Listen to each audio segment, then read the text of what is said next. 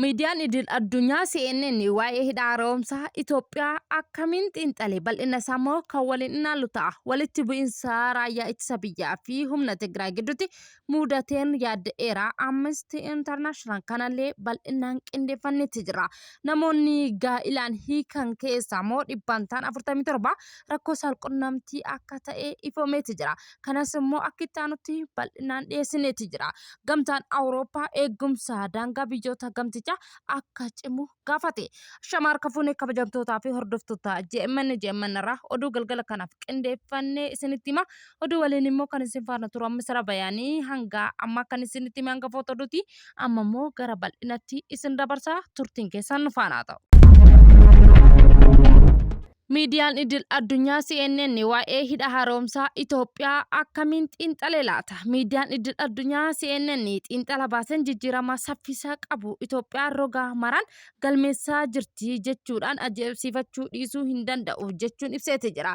Icciitii guddaa jijjiirama saffisaa qabu Itoophiyaan galmeessaa jirtu gadi fageenyaan hubachuu fi gara piroojeektii humna ibsaa bishaanii guddaa Afrikaa jechuun immoo hidha haaromsaa guddicha Itoophiyaa eebbifamuun tajaajila kenna. Jiru irratti immoo qajeeluun xiinxala isaa qaaccisaa kan ibse yoo ta'u CNN piroojeektoota hojii injinariingii guddaa fi seenaa qabeessa ta'een waggoota gara 15 siqoo fudhachuun hojjetamaa ture ogeeyyii 60 lakkaa'amanii diriirfamaa kan jirudhas jedhameera.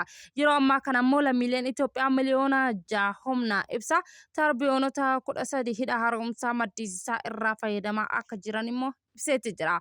Hidhichi Itoophiyaan bira darbe Suudaan, Jibuutii, Keeniyaa fi Tanzaaniyaa humna ibsaa dhiyeessaa akka jiru gara fuulduraatti ammoo Somaaliyaa fi Suudaan kibbatti humna ibsaa gurguruuf immoo qophii akka jiru himeeti jira.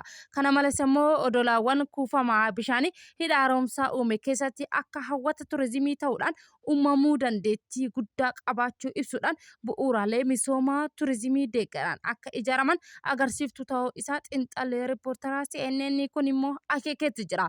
Hidhichi ijaarsa isarraa eegalee dheerina meetira 145 bal'ina kiiloomeetira 1.3 qabaachuu ija nama hawwataa kaasuudhaan dandeettii humna ibsaa guddaa akka maddisiisu qabaachuu isaa immoo kunis immoo humna ibsaa biyyattiin qabduuf walakkaa ol gumaachaa taasisaa jiraachuu isaa keessatti immoo beektonni irraa odeeffachuudhaan CNN xiinxala isaa caqaseetti jira. Walitti bu'iinsa raayyaa ittisa biyyaa fi humnoota Tigraay gidduutti mudate yaadda'ee jira jedhe Amnesty International. Naannoo Tigraay keessatti raayyaa ittisa biyyaa fi humnoota Tigraay gidduutti irra deddeebiin walitti bu'iinsi ka'uun isaa jiraattota naannichaa sarbama mirga namoomaa biraaf saaxilaa jiraachuu Amnesty International yaaddoo isaa ibse. Amnesty International Directorri naannoo bahaa fi kibba Afrikaatti argamu naannichatti irra deddeebiin walitti bu'iinsi ka'uudhaan ummata naannichaa miidhaa waraanaa kan duraarraa osoo hin bayyanatin amma immoo haqa isaa osoo hin argatin balaaf saaxilaa jira jechuun ibse. Sarbama mirga namoomaa sababa walitti bu'iinsa hidhattootaa fi humnoota mootummaa naannoo Amaaraa fi Oromiyaa keessatti raawwataa jiruun hordofee fi galmeessaa jira jechuun Amnesty International ibsa hagayya 3 bara 2026 baasetti jira. Biyyicha keessatti immoo dhaabbileen naannoo fi idil addunyaa sarbama mirga namoomaa dhaqqabu akka qoratanii fi eenyummaa qabu jechuun isaa waamicha godhetti jira. Yeroo waraanaa kaaba Itoophiyaa sadaasa bara 2020 hanga sadaasa bara 2022tti geggeeffamee waliigalatti immoo nagaa mallattaa'uun xumurameen Amnesty International sarbama mirga namoomaa hamma baay'een isaa ammoo kan yakka waraanaa fi yakka namoomaa ta'uu isaa mala jechuun gabaasetti jira. Mootummaan Itoophiyaa sarbama mirga namoomaa raawwatame irratti immoo qorannoo qabatamaa geggeessuu dhiisuu fi namoota yakkicha raawwatan immoo seeratti akka hin dhiyaanne gochuu dhiisuu isaa amaleeffatee jira jechuun ibse. Amnesty International mootummaa federaalaa fi mootummaa naannoo Tigraay qajeelchoo isaa kabajaa mirga namoomaa idil addunyaa fi mirgoota namoomaa nagaa akka eeganiif kabajni waamicha godhuu qabas jedhan. Hagayya 1 bara 2026 lixa Tigraay naannoo Shareeritti immoo jedhamutti raayyaa ittisa biyyaa fi humnoota Tigraay gidduutti walitti bu'iinsi mudachuun gabaafamee akka jirus immoo ni yaadatama.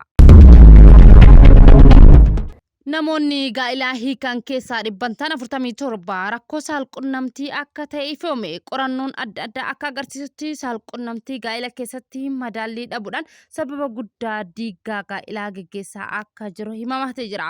Qorannoon Naachuraal Joornaal sababoota gurguddoo saalqunnamtii waliin wal qabatee gaa'ila diigan kanneen jechuudhaan tarreesse. Fedhii saalaa madaallii dhabuu fi hiriyaa gaa'ilaa keessaa tokko fedhii olaanaa yoo qabaatee fi inni kaan ammoo fedhii gadi aanaa yoo qabaate kuni walitti bu'iinsa uumuu fi hiikaa gaa'ilaa uumas jedhe. Hanqina dammaqinaa saalaa dhiiraa irratti dandeettii dadammaqinaa dhabuu yookaan immoo dubartii biratti hanqinni miira dammaquu yoo jiraate wal gammachiisuu dhabuu fi sababa waan ta'eef hiikaan gaa'ilaa akka uumamu ibseeti jira. Dubbii fi wal hubachuu dhabuun waa'ee fedhii fi dhukkubbii saalqunnamtii irratti ifatti walitti haasa'uu dhabuudhaan yaaddoo fi wal shakkoo uumaa akka jiru hima. Kunis immoo fageenya miiraa fiduu isaa gara diigumsaa gaa'ilatti geessee akka jiru ibse. Gaa'illi saalqunnamtii maleessaa qorannoo akka agarsiisutti waggaa keessatti yeroo 10 gadi qofa yoo raawwatame gaa'illi sun akka saalqunnamtii maleessatti fudhatama. Kunis immoo carraa diigaa gaa'ilaa keessatti dachaa 4 akka dabalu ibseeti jira.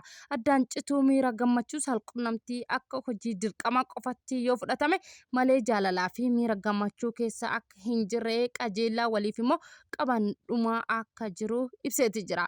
Kun immoo dhukkubbii yeroo saalqunnamtii dubartootaa tokko tokko irratti yeroo qunnamtii saalaa dhukkubbiin cimaa uumamuu danda'a. Kun ammoo fedhii isaanii dhabamsiisuu akka danda'u immoo gaa'ila irratti immoo dhiibbaa uumaa akka jiru himameeti jira. Dubartoonni umriin isaanii yeroo deemu hormooniin isaanii waan hir'atuuf gogiinsi qaama saalaa fi fedhii dhabuun isaanii immoo uumama. Kun ammoo fedhii saalqunnamtii xiqqeessuun hiikaa gaa'ilaaf saaxila.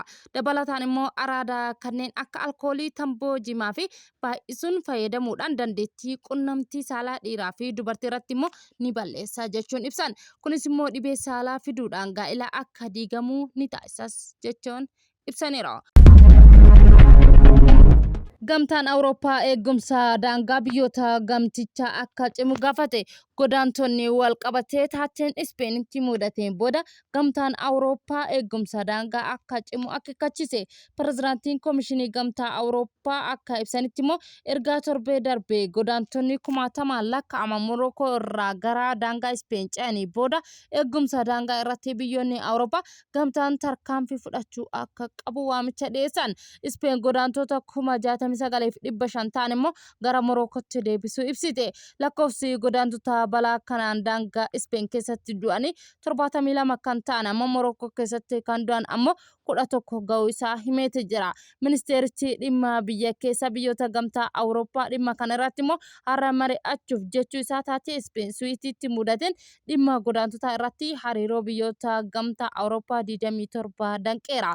Xaaliyaanitti taatee Suwiitii mudate kanaan immoo deebii kennuuf jecha waliigaltee imala daangaa malee biyyoota Awurooppaa Shingii jedhamu kan Ispeen waliin qabdu yeroof haquu ishee ibsite. Waliigaltee kanaan immoo yeroo ammaa kana namoonni miliyoona 450 caalan fayyadamtoota yoo ta'an biyyoonni Awurooppaa immoo waliigaltee kana keessatti hammataman 27 ta'uu isaa himamaatti jira. Dhimma godaantota ajandaa ijoo addunyaa ta'uu isaa himamaatti jira. Maddi BBC Afaan Oromoo wabeeffanne. Egaa kabajamtootaa fi hordoftoota JMN irraa oduu galgala kanaaf qindeeffanne kana fakkaataa hangamaa waan nu daawwattaniif nu hordoftaniif galata guddaa qabdan isin jecha JMN subscribe like share gochuu yaada qabdan komentara nuukaa yeroo gaarii qabaadhaa galgala gaarii.